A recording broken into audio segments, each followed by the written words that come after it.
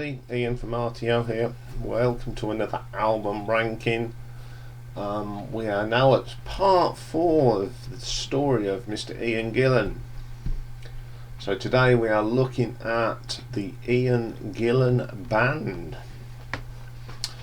Ian formed the band in 1975 after leaving Deep Purple. They're a progressive jazz rock outfit.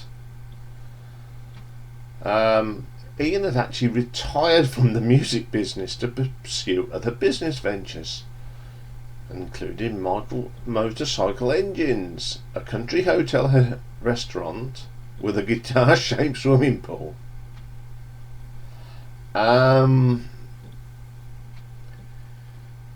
He did a few bits as well. He was on a guest appearance of Roger Glover's Butterfly Ball, a live show in Albert Hall. He sang Sitting in a Dream as a substitute for Ronnie James Dio.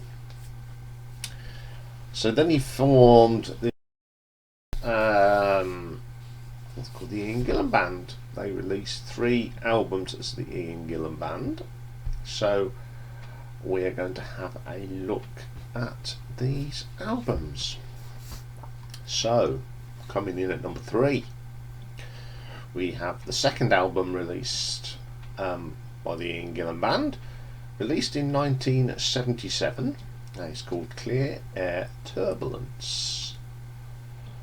This features Ian Gillan on the vocals, Colin Towns on keyboards and flutes, Ray Fenwick on guitars, John Gustafsson, who he played with in episode 6, on bass, Mark Noisif on drums, and we got some horns on here. So we got Phil Kersey on tenor sax, Martin Firth on baritone saxophone, John Huckeridge on trumpets, Derek Healy on trumpets, and Malcolm Griffiths on trombone.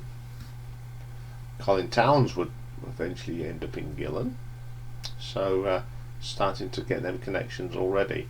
First track on here is the title track, Clear Air Turbulence. Now, when you think of Ian Gillan and what he'd done with Deep Purple and that, this is the last thing you'd expect from Ian Gillan, some jazz fusion, but this track is really good. The drumming here from Mark Noisif's pretty good. It's got some excellent bass work from John Gustafsson, and it's a pretty good track. 5 Moons is the next track. Again, there's some great guitar work on here by Ray Fenwick.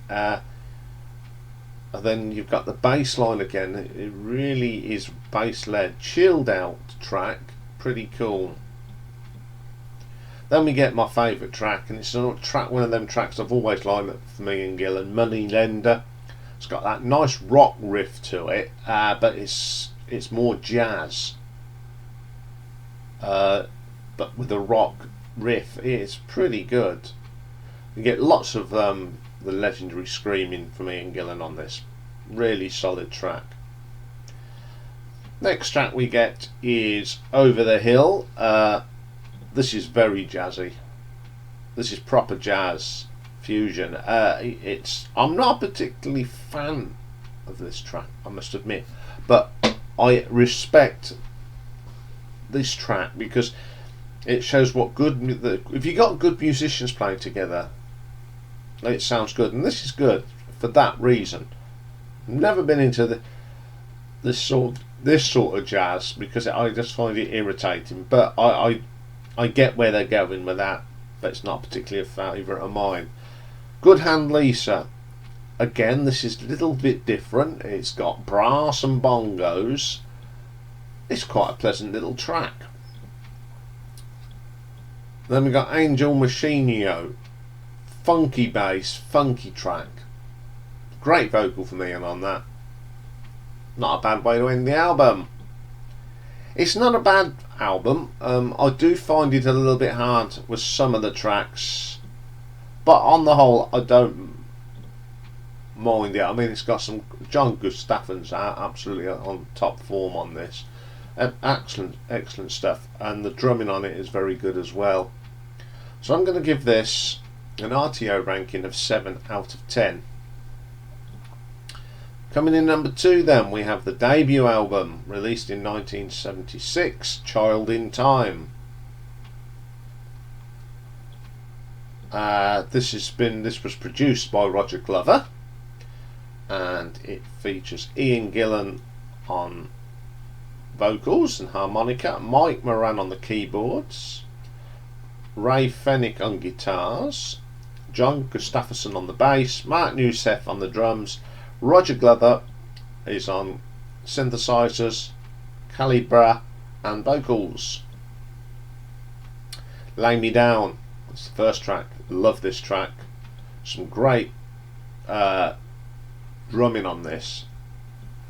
Really, this is more rock than jazz, but it's a really good track. Great riffs. You Make Me Feel So Good. Gillan's on fire on this. That bass line's great, and this is the sort of thing you'd probably is a state of the Ian Gillan Band sort of straight. It's got, you know, it's Ian Gillan's solo stuff. It's really good song. Shame, quite funky here. This is very jazz fusion. Excellent little track. My Baby Loves Me. Love the percussion on this. Absolutely stunning. Fantastic vocal for me, and as ever. Down the Road. This is quite a slow, chilled out, mellow track. Some nice piano work on this, pretty good. Then we open up on side 2 with a different version of Child in Time. They've stripped this down, slowed it down, give it a more jazz feel to it, but you still get the classic Ian Gillan screeching on it. Do I like it? It's okay. For the original, of course, but a very different interpretation of a classic song. Let me get my favourite track on the album, the last track. It's called Let It Slide. This is very progressive rock more than jazz. It's got some nice textures on the guitar. The keyboards sound great on here. This is, I think, where Ian would end up going with this sort of sound and making it a little bit more heavy. Solid debut album. It's got a mixture of jazz and rock. It's a good listen, so I'm going to give it an RTO ranking of 8 out of 10. Okay, coming in at number 1 is the third and last studio album by the Ian Gillan Band, Scarabus. Ian Gillan, Colin Towns, Ray Fenwick, John Gustafsson, Mark Newsef. This is the album that really started to formulate to a band that eventually became Gillan. Opening track is Scarabus, one of the best songs that the Ian Gillan Band did. Great vocal from Ian. This is quite rocky. It's a favourite of mine. Absolutely brilliant track. Twin Exhausted. This is more the jazz side on the album. Solid track.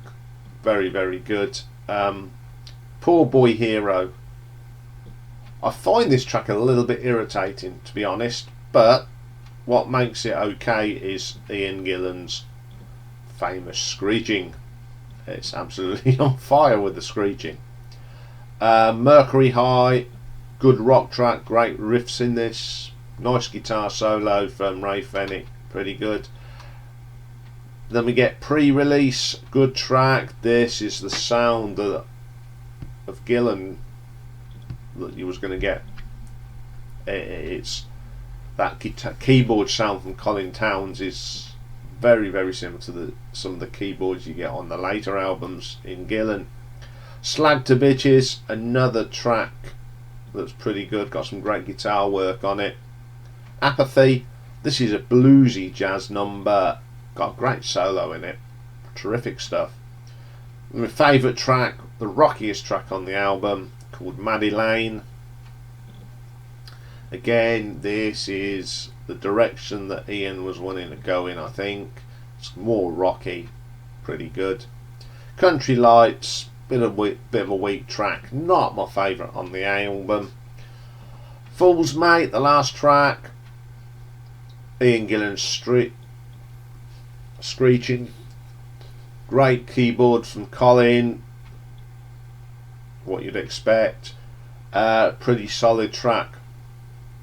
I'd say out of the 3 albums, this is the more rock album than the jazz fusion. As I've said, this is the way that Ian wanted to go, and I would say this is the first proper, without being Gillan album, this is the first proper rock album Ian Gillan did on his own.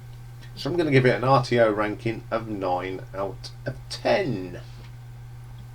Okay, next week, of course, we'll be at part 4, and we will be looking at Gillan, the great band, very underrated band, but it's a part of rock history. So I love re-listening to some of them albums. Had great fun with that one.